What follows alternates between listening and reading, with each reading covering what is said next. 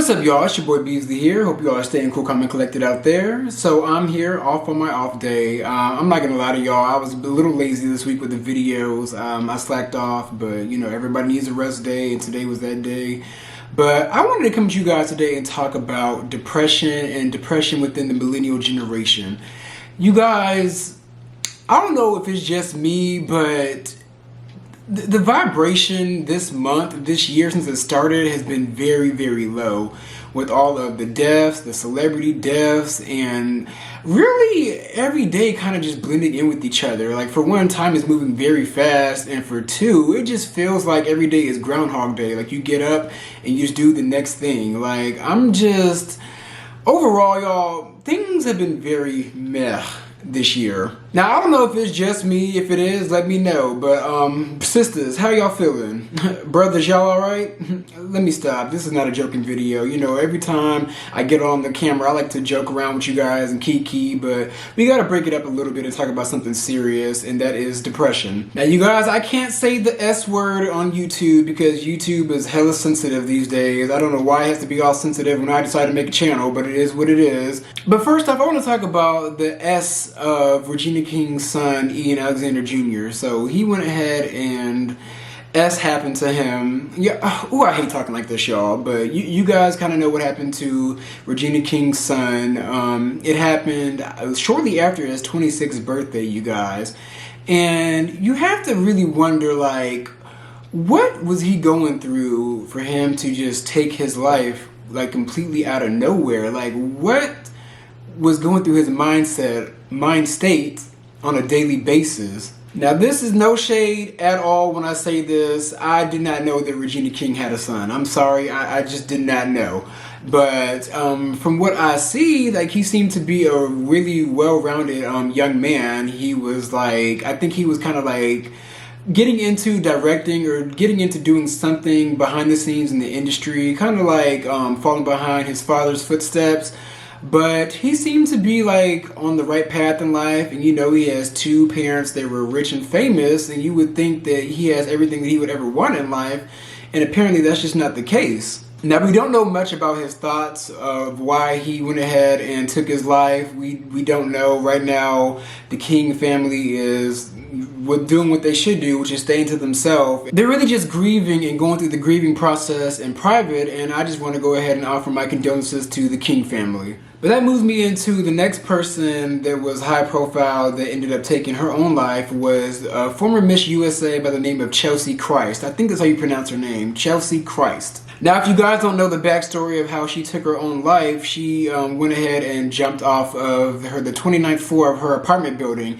And my immediate reaction to hearing this story was, who pushed this woman off of her own entire balcony? It's like you can't judge a book by its cover, because Cheslie, looking at her from the outside looking in, you would think that she, like, her self-esteem and confidence was always at a 10. Like, she was always, like, living her dream life. She was beautiful, successful, Miss USA, has multiple degrees. She, on paper, is perfect. She's perfect. But the reality is there's no such thing as perfect, and I think her living up to the expectations of her own life got to her. Now, me and my coworker found out about this like at work, and we saw the alleged S note that she left. I tried to look for it before I filmed this video, but I couldn't find it anywhere else. But it was basically talking about how at the age of 30, she was being aged out of the industry. She was going through a deep depression. She didn't really tell anybody around her. Her mom had no idea at all up until this happened, which is just painfully sad. Basically, overall, she was living a life that she was not happy with at all. Like I said, she had everything going on, but yet in her own brain, she was not happy and she was not fulfilled. And it's just crazy because, like I said, on paper, she has everything going on, but on the inside, she felt empty. She felt like she was not living the life that she wanted to lead. And that leads me to millennial depression. Now, when it comes to millennials across the board, I think today we are depressed. And I think one of the main things that is causing depression is social media. Social media has enabled us to tap into other people's lives, and people only showing like a highlight reel of the perfect moments of their lives. You know, basically showcasing like the ups and hiding the downs. And a lot of millennials, just like me, are kind of like looking at other people and wishing that they were in that same position as that person. Or like, it's like social media is a breeding ground of jealousy. You look at other people's lives and you see that they're doing well, and it's just like, well, damn, like, why can't I be successful like that? Like, why can't I do this? Why can't I have this job? Why can't I have that career? A lot of us millennials, for the most part, we did what we were supposed to do. You know, we, for the most part, went to college, went out, thought we were going to get the job. Some of us didn't get the job that we wanted, and when we got the job that we wanted, a lot of us realized it wasn't what it's cracked up to be, because honestly and truthfully, corporate America is really not the place to be. I mean, I can speak for my own self, not even just job related, but like overall. It's like, for the most part, when I got out of college, you know, I got the degree, so I thought everything would be handed to me. Absolutely not. But one thing that I kept on chasing was, you know, a corporate job, because I was working in retail and I was a stylist. Even though I loved what I was doing, a lot of people around me looked down on me because I was in retail, and then you see people on social media, you know, having the high profile jobs, driving the best cars, going on the best vacations, and I wanted that. So I wanted to go ahead and chase getting into corporate America. And after almost 100 applications of me being denied, I went ahead and got a corporate job. And when I got into corporate America, I realized this is some absolute bullshit. I mean, yeah, the PTO was nice, the salary was nice, me not having to show up to work to get my full pay was nice, but overall, I felt empty because I just felt like another number sitting behind a cubicle behind a desk. I think a lot of us had inflated expectations after college. We really did. And people that even got like the amazing high profile job, they realized later on, or even in 2020, which was like the great resignation, the great job resignation, they even realized that like, I don't want to do this. Like, I don't want to do this at all. Like, I know people, even people that were making like high dollar salaries, like 6 figures, they still weren't happy. And I even know other people that got 6-figure jobs and they ended up getting laid off. I feel like millennials are trying their hardest to pay catch up to the previous generation. You know, the generation that was able to get a house at the age of 19 with no college degree. And then on top of that, we're the only generation that is in between the old school and the new school of doing things. And a lot of us in this generation are having a hard time finding our footing in this world because the world we grew up in has been ever changing. It's just been ever changing, and it's been hard for a lot of us to even adapt. Like, we had the older heads telling us the old way to do things, and then we have Generation Z coming up behind us, kind of like really finding the cheat codes in life and executing them. Y'all may call Generation Z the lost generation, but baby, they are the tech generation. They are the TikTok generation, the ones making millions off of TikTok, making millions off of YouTube, off of doing toy reviews. Like, Generation Z, you have to give credit where credit is due.